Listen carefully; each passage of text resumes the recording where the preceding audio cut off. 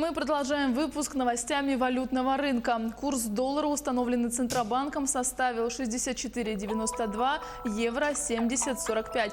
Что касается обмена валюты в Якутске, то выгодный курс для покупки американской валюты в Россельхозбанке 65,8, а европейской купюр в Восточном банке 70,83. Продажа доллара и евро выгоднее всего все в том же Восточном банке 65,55 и 71,30. В ходе реализации национальных проектов недостаточно осуществлять точечные проекты. Необходимо достигать результатов по широкому фронту. Об этом заявил президент России Владимир Путин. Мне нужно не ура, мне нужно, чтобы страна развивалась поступательно, уверенно, ритмично и широким фронтом. Когда я вижу результат, мне это очень приятно, сказал глава государства. При этом президент заявил, что все инструменты, которые использовались раньше, в том числе госпрограммы, не отвечают задачам, которые в настоящее время стоят перед руководством страны. Также российский лидер отметил, что под его личным контролем находятся все реализуемые нацпроекты, однако, по его словам, самый главный интегратор – продолжительность жизни. Разница между нацпроектом и госпрограммой прежней заключается в том, что мы определяем конкретные задачи, ну, скажем, по демографии. По-немецки. Да, совершенно верно. Раз, два, три. Значит, конкретную задачу. Второе, мы определяем уровень ресурсов, объем ресурсов дополнительных, которые нам нужны для решения этой задачи. Третье – ответственных лиц. У нас вот такого агитирования никогда раньше не было. Есть определенные проблемы, связанные с тем, что у нас есть национальные цели и нацпроекты как инструмент достижения этих целей. Это, наверное, надо совместить, об этом некоторые коллеги говорят. Но это же все в ходе практической работы должно выстраиваться и оттачиваться. Но мы же не можем просто так сидеть и смотреть, как вода утекает. Ставка по ипотеке в России может опуститься ниже 8% к концу текущего года, даже при сохранении текущего уровня ключевой ставки Центробанка, считает замминистра финансов России Алексей Моисеев.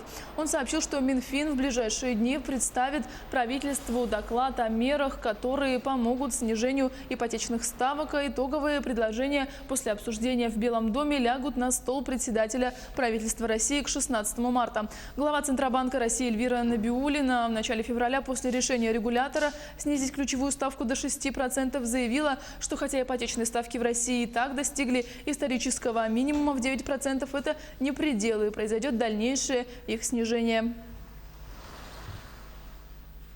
Банк России отменяет комиссии для банков за переводы между физлицами в системе быстрых платежей. Более подробную информацию у моей коллеги Нургуяны Ивановой. Нургуяна, что изменится после этого? Юлия, я тебя приветствую. Это позволит кредитным организациям предоставлять своим клиентам, а также в системе быстрых платежей бесплатно, либо по минимальным тарифам. Нулевой тариф начнет действовать с 1 апреля этого года. В эфире новости экономики на Якутия-24. В студии работает Нургуяна Иванова.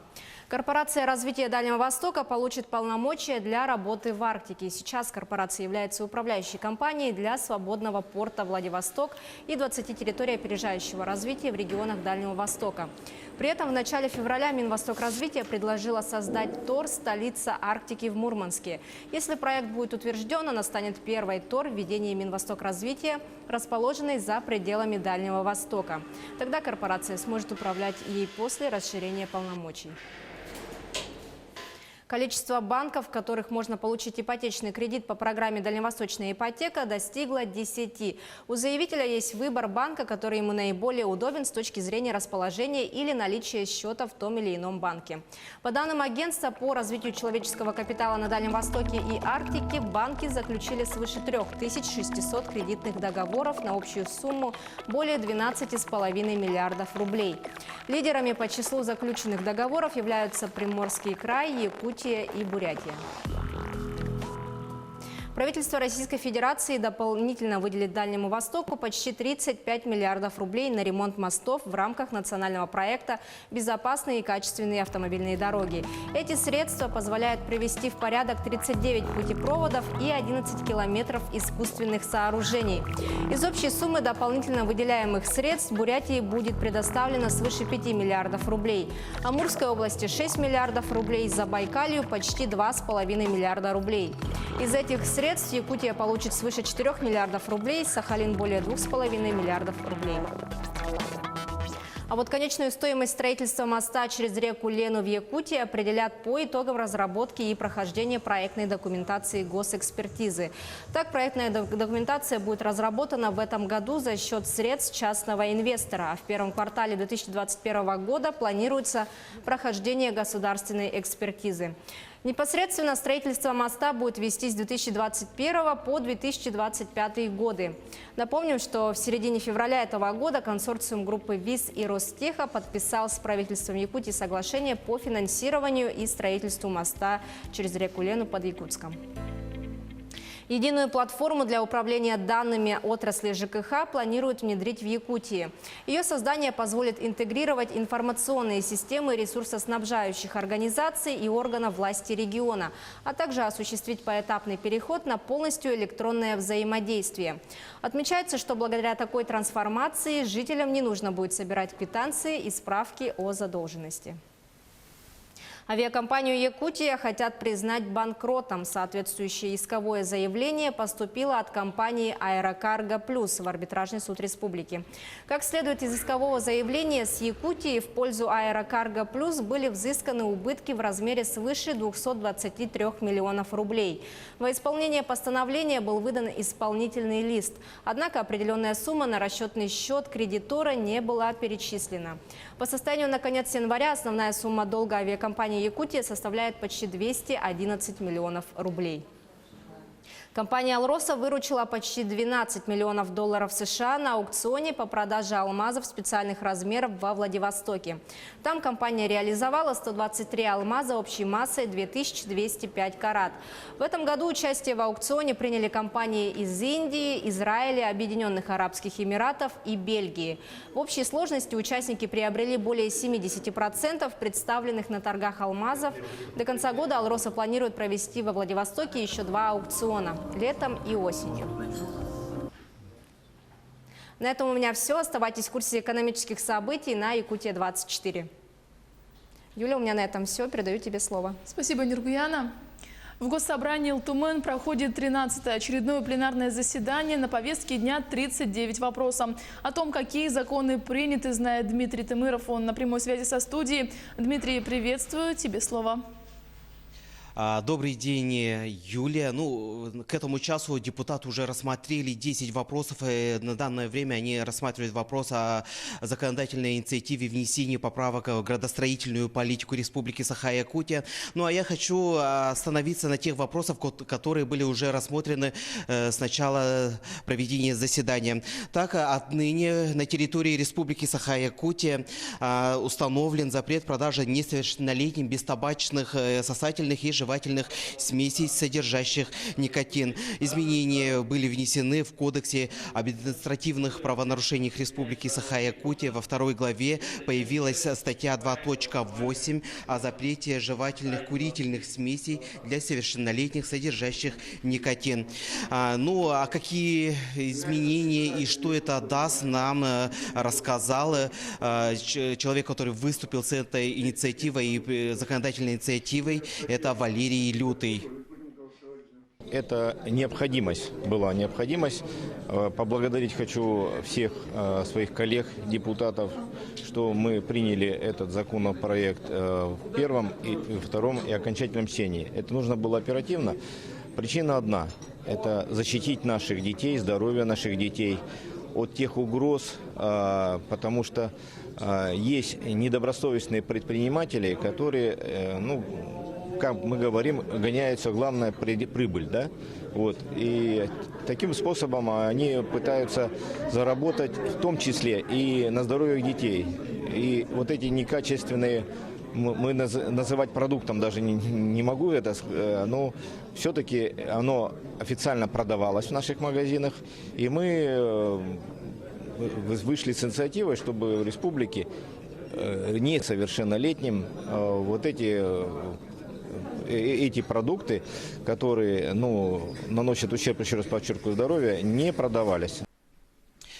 Отныне тогда получается, что за распространение такой продукции жители республики могут быть отштрафованы от 3 до 5 тысяч. Для должностных лиц штраф составит от 20 до 30 тысяч. Для юридических лиц от 30 до 50 тысяч. Тут хочется отметить, что такая законодательная инициатива на сегодня в нашем государстве, в нашей стране уже работает в Оренбургской, Нижегородской, Владимирской областях и в республике Татарстан. Также я хочу остановиться на вопросе, который вызвал бурную реакцию со стороны народных депутатов. Это законодательная инициатива о внесении изменений в статьи 5 и 6 Закона Республики Саха-Якутия о региональном государственном надзоре в области технического состояния самоходных машин. Инициаторы проекта предлагают каждый раз новым покупателям транспортных средств при получении нового транспорта или при покупке нового транспорта застраховать его в обязательном порядке. То есть получается, когда кто-то продает свою машину, новый владелец должен его обязательно застраховать. Депутаты отметили, что этот законопроект может внести какие-то сложности для жителей сельских отдаленных поселений, потому что им не каждый раз приходится выезжать в центральные районы нашего региона. И вот что отметила по этому поводу докладчик Павел Петров. Вопрос не меняет саму систему страхования прохождения технического осмотра. Но есть пробел в законодательстве о том, что при продаже, при смене, то есть при смене владельца, происходит вроде бы как бы выпадание. И новый владелец вроде бы как бы не должен страховать. Он должен либо по старой страховке ездить, либо, значит, не страховать свою технику вообще. Законодательство предусматривает именно вот изменения в этом, о том, что при смене владельцев. Я это постарался объяснить. Постарался сказать. Мало того, вот то, что были озвучены коллегами-депутатами, вопрос по поводу того, что как это страхование проходит, на комитете данный вопрос рассматривался. И мы рассматривали вопрос. Да, действительно, наша инспекция не всегда может выезжать в северные районы Улусы. Она может выезжать только 2-3 раза в год. Это и транспортная система, и это. Но, тем не менее, когда они отчитывались, они четко сказали о том, что мы будем увеличивать поездки на север, именно для того, чтобы мы производили страхование. Мои коллеги-депутаты сказали о том, что да, действительно, здесь есть вопрос по поводу жизненной безопасности в данном. Я считаю о том, лично мое мнение о том, что вот этот закон, он именно дает дополнительные права на то, чтобы именно безопасность жизни наша была. Ну, дальше хочется отметить, что депутаты еще будут рассматривать вопросы касаемо поддержки ветеранов и Великой Отечественной войны, детей и сирот Великой Отечественной войны, и вопросы касаемо сохранения памятников культуры. Более подробно мы расскажем в вечерних выпусках новостей. Юлия, на этом у меня все. Спасибо, Дима. Я напомню, ты был наш корреспондент Дмитрий Тымыров. Переходим к другим темам. Китайские власти потратили уже 100 миллиардов юаней, это свыше 14 миллиардов долларов, на меры, направленные на борьбу с распространением нового коронавируса. Об этом сообщило в среду Центральное телевидение Китая. По его данным, правительство продолжает активно финансировать расходы на лечение инфицированных, дезинфекцию помещений и объектов, прочую деятельность, связанную с необходимостью обеспечить защиту населения. Значительная часть средств направляется в провинцию Хубэй, где наблюдается наибольшее число заразившихся. На долю центрального госбюджета приходится примерно треть от всех отчислений по стране. Остальное администрации регионов обеспечивают самостоятельно. Добавлю, что число жертв коронавируса в Китае достигло 2715, выздоровели 29,5 тысяч. Количество новых случаев заражения с момента вспышки заболевания превысило 78 тысяч. Об этом сообщил Государственный комитет по вопросам гигиены и здравоохранения КНР. Пассажирские поезда по направлениям Нерюнгри-Хабаровск и Хабаровск-Нерюнгри следуют с задержками из-за схода 18 вагонов с углем грузового поезда. Железнодорожники делают все возможное для нормализации графика движения. Пассажиры задержанных поездов могут бесплатно воспользоваться залами ожидания, повышенной комфортности, комнатами отдыха, комнатами матери и ребенка, а также камерами хранения, говорится в сообщении. Отмечается, что при отказе от поездки, возврата и переоформления проездных документов проводится без удержания дополнительных платежей и сборов.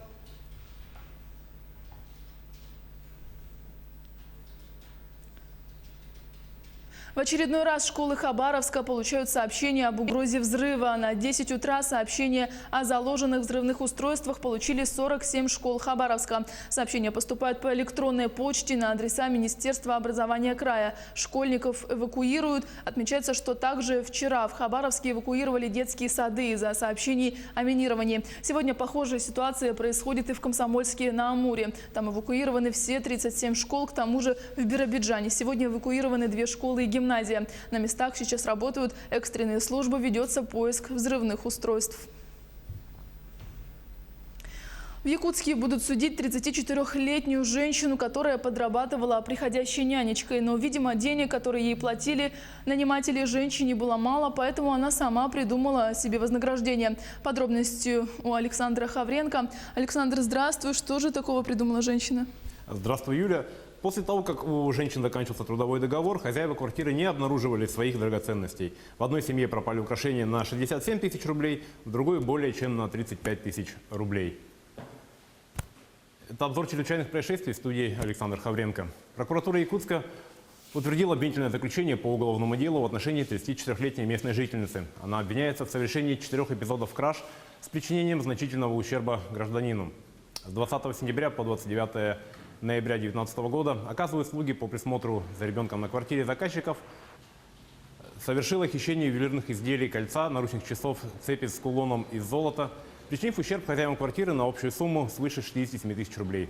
После этого она вновь устроилась нянечкой уже в другую семью, из квартиры которой также похитила ювелирные изделия: браслет, кулон и кольцо из золота общей стоимостью 35 тысяч рублей. В ходе расследования часть похищенных ювелирных изделий изъята в ломбарде и возвращена потерпевшим. В обоих случаях обвиняемую нанимали для присмотра за детьми по ее объявлению в сети интернет. При изучении личности обвиняемой установлено, что она имеет судимость за совершение ряда краж. В 2017 году была условно-досрочно освобождена от отбывания наказания в виде лишения свободы в колонии поселения. Все чаще предприниматели, уходя от долговых обязательств, объявляют себя банкротами. При этом у них имеется движимое и недвижимое имущество, которое они переписывают на сторонних лиц. В отношении одного из таких предпринимателей прокуратура республики утвердила обвинительное заключение по статье «Преднамеренное банкротство». Прокуратура города Нерюнгри поддержала государственное обвинение по уголовному делу в отношении 57-летнего местного жителя. Он признан виновным в незаконном изготовлении боеприпасов и незаконном хранении огнестрельного оружия. Подсудимый в течение длительного периода времени незаконно хранил у себя с целью личного пользования 4 единицы огнестрельного оружия, в том числе карабин с рычажным взводом модели «Марлин» калибра 35 образца 1982 года и свыше 200 боеприпасов. Кроме того, им незаконно изготовлены боеприпасы путем самодельного снаряжения компонентами промышленного производства. С учетом полного признания подсудимого своей вины, активного способствования раскрытию преступления и принимая во внимание его пожилой возраст, суд приговорил мужчину к 1,5 годам лишения свободы условно с установленным испытательным сроком. Оружие и боеприпасы изъяты. В полицию Среднеколымского района обратился местный житель с заявлением о хищении пуховика стоимостью 6 тысяч рублей. Он сообщил, что распивал спиртное в компании. В ходе застолья у него возник конфликт с одним из гостей, в результате которого у потерпевшего открыто похитили пуховик. Поэтому ему пришлось возвращаться домой без верхней одежды. Благо, проживает он в соседнем доме. В ходе оперативно-розыскных мероприятий полицейские установили подозреваемого. Им оказался ранее судимый за умышленное нанесение средней тяжести вреда здоровью 24-летний местный житель. Похищенный пуховик изъят и будет возвращен владельцу. Возбуждено уголовное дело по статье «Грабеж». По меньшей мере 7 человек погибли в Нью-Дели во время столкновения противников и сторонников резонансного закона о гражданстве. Подробности рассказывает Елена Островская. Улицы Нью-Дели во вторник напоминали театр военных действий. Второй день здесь идут ожесточенные столкновения сторонников и противников нового закона о гражданстве. Стычки стали самыми кровопролитными за все 2 месяца протестов. Демонстранты забрасывали друг друга камнями, поджигали машины.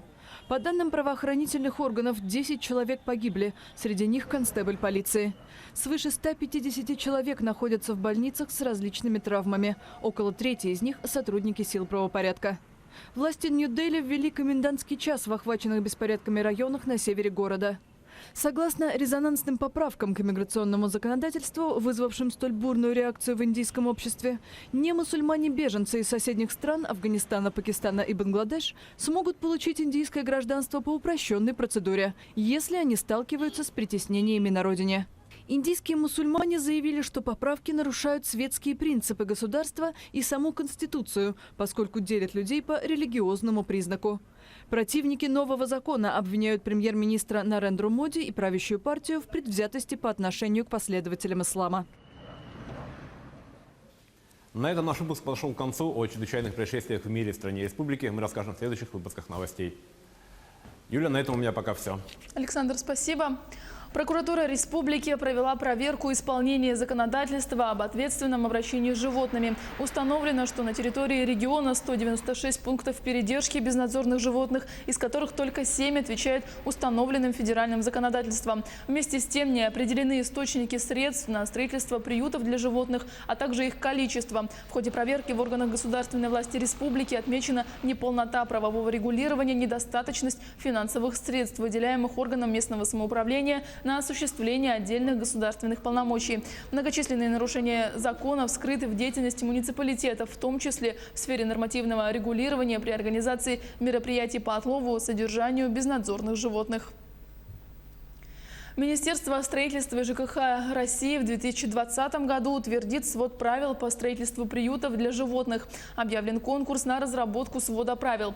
Ожидается, что документ будет разработан и утвержден в 2020 году. С 1 января вступил в силу изменения федеральный закон об ответственном обращении с животными. Теперь в субъектах страны необходимо строить и обеспечивать работу приютов для животных. В связи с этим в Минстрой России поступили обращения от администрации ряда субъектов. Эти обращения были учтены при формировании плана актуализации и разработки сводов правил, сказали в министерстве.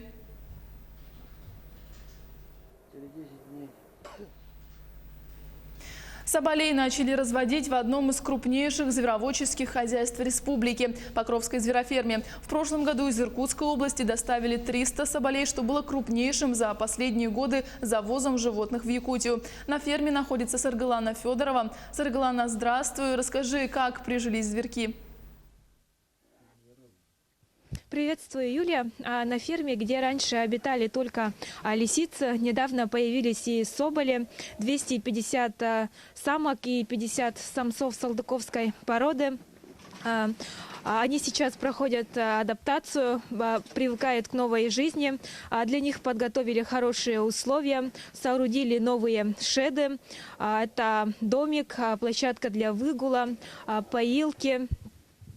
И, как говорят работники, до товарного производства еще далеко, так как соболи дают потомство только через 3 года, и то 2 года уходит на то, чтобы самки выросли для спаривания, а затем 9 месяцев они вынашивают детенышей. Вообще соболи прихотливые в разведении зверьки. И что же побудило звероводов заняться вот этим делом, нам расскажет директор зверофермы. Василий Максим Эдуардович. Нас побудило в том, что до этого у нас только лисы были, серебристо-черная лисица. И чтобы товар у нас был в ассортименте больше, мы приобрели именно соболей, чтобы шкуры соболей были, да, соответственно. И, почему соболей остановились? Наши климатические условия соответствуют к этим животным.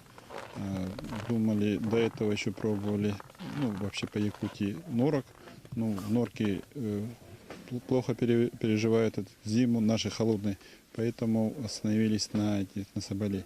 И шкура соболя более ликвидная, чем лисицы, да, она продается, подороже и хорошо продается.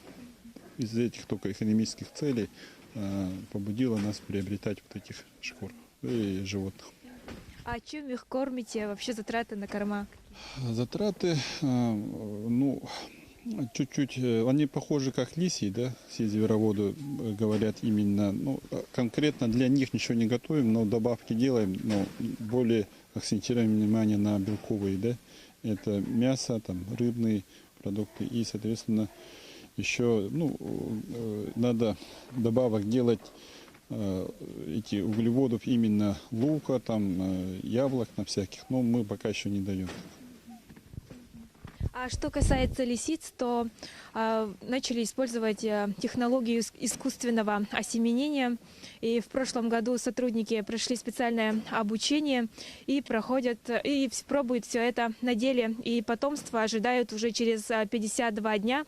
И немного об этой технологии нам директор тоже расскажет. Искусственное осеменение мы уже пробуем уже второй год. Мы до этого приобрели скандинавский тип лис, это серебристо-черный. Их особенность в том, что оплодотворение идет только искусственно. Естественно, не могут оплодотворяться.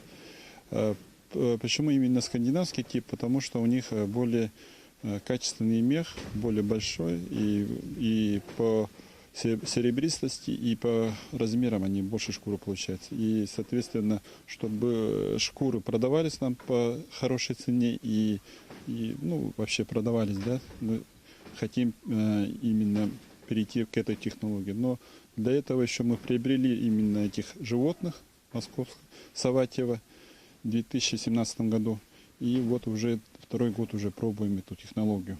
Но эту технологию уже во всем мире используют, вот скандинавские именно. А в нашей, в России только Саватьева, наша и Вятка еще. Не очень много работают с ними. Только пробуют тоже. А с учетом пополнения в хозяйстве сегодня насчитывается 1765 пушных зверей. И в этом году планируют завести еще дополнительную партию маленьких соболей. И с внедрением нового направления хозяйству требуются молодые специалисты зоотехники. И, как говорят работники, разведение соболей позволит предприятию стабильно существовать на современном рынке. Юлия? Спасибо, Саргалана. Я напомню, это была наш корреспондент Саргалана Федорова. Депутаты подготовили законопроект о компенсации оплаты ЖКУ врачам, работающим в сельской местности. Со своей стороны Минздрав предложил расширить программу «Земский фельдшер» на весь средний медперсонал, например, медсестер и акушеров. Сегодня 500 000 подъемных выплачивают только переехавшим в село фельдшерам, а остальных медработников программа пока не затрагивает. 25 000 врачей и 130 000 среднего медперсонала – таков, по оценкам Минздрава, дефицит кадров в системе первичной медпомощи. Кардинально решить проблему в ведомстве планируют к 2024 году. К этому времени обеспеченность больниц и поликлиник медиками должна приблизиться к 95%. Сделать это без нового взгляда на социальный статус врача не удастся, уверен председатель Комитета Госдумы по охране здоровья Дмитрий Морозов. Переходим к мировым новостям.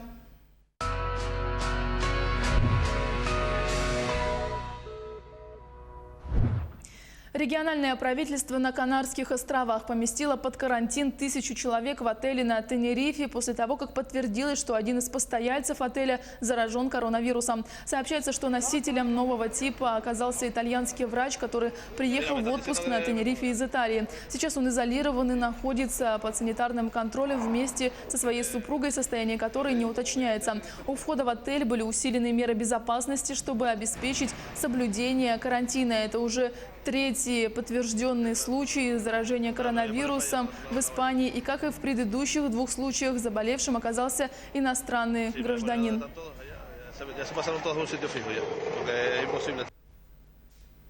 Жители Джакарты вновь вынуждены спасаться от наводнения, парализовавшего жизнь индонезийской столицы, рассказывает Елена Островская.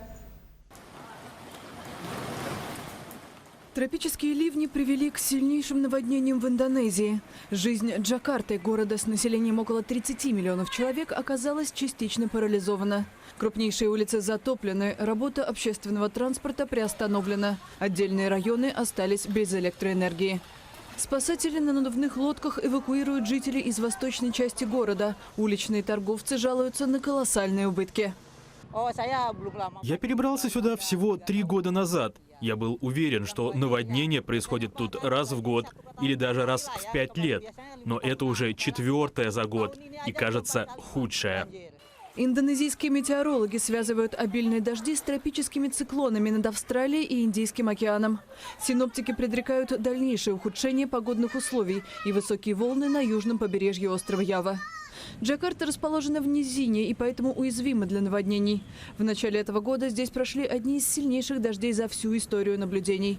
Жертвами стихии стали свыше 60 человек.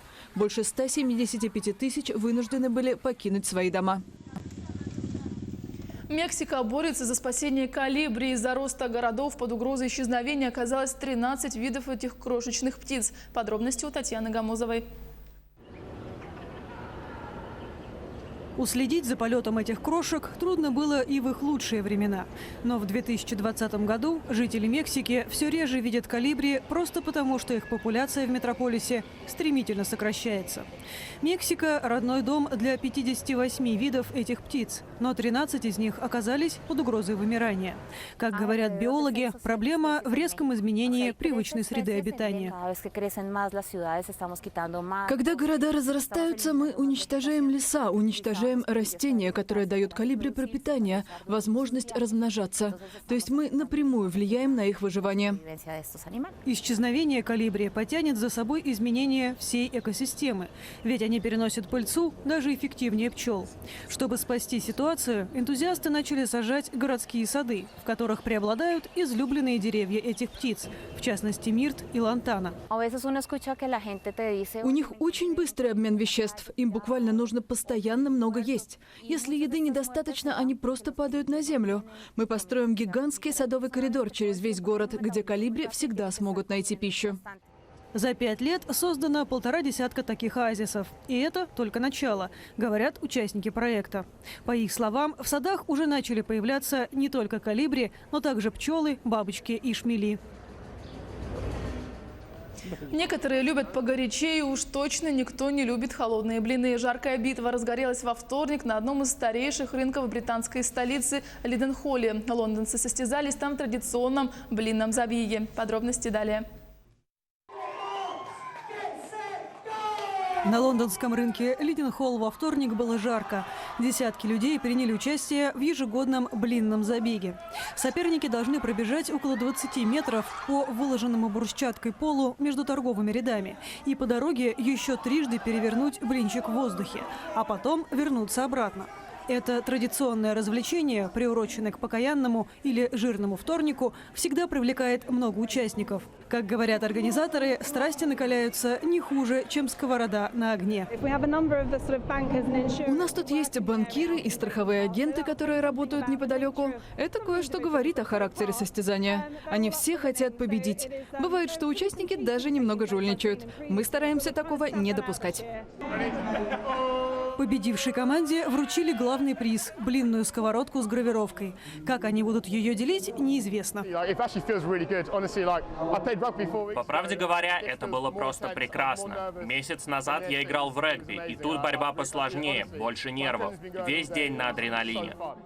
Для католиков этот вторник – последний день перед пепельной средой, когда начинается Великий пост.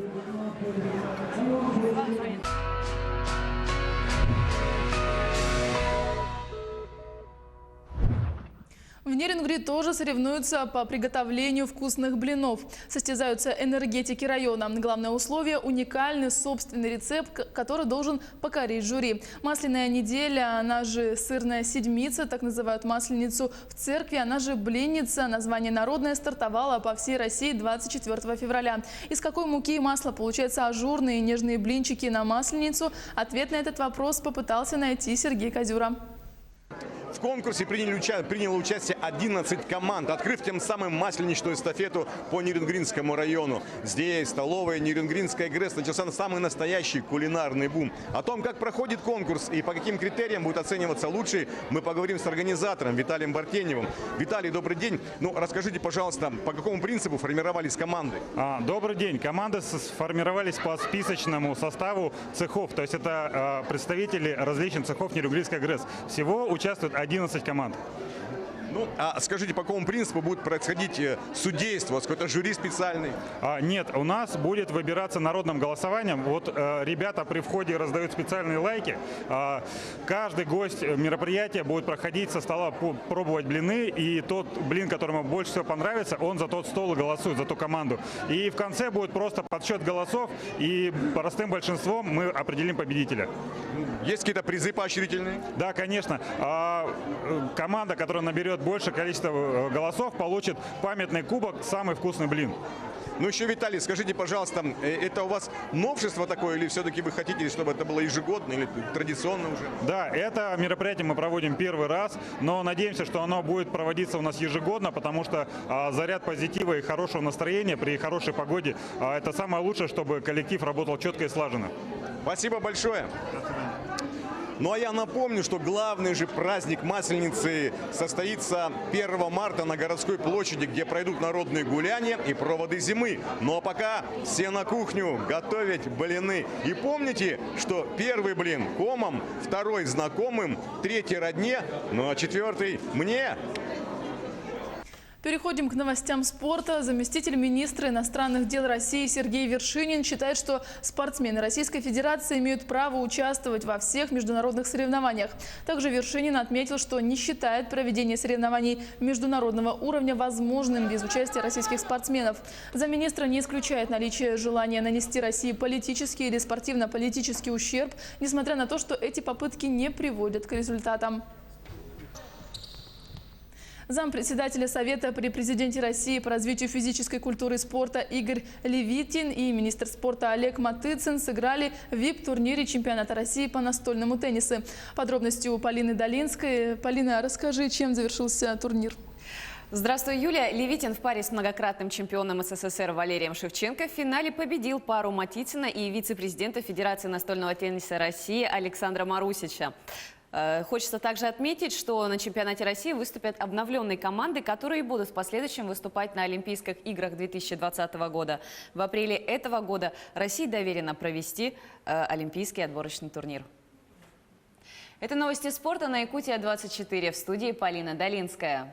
Итальянский футбольный клуб «Наполи» сыграл в ничью с испанской «Барселоной» в первом матче 1/8 финала Лиги чемпионов. Встреча завершилась со счетом 1-1. В составе хозяев забитым мячом на 30-й минуте отметился Дрис Мартинс. У гостей гол на 57-й минуте забил Антуан Гризманн.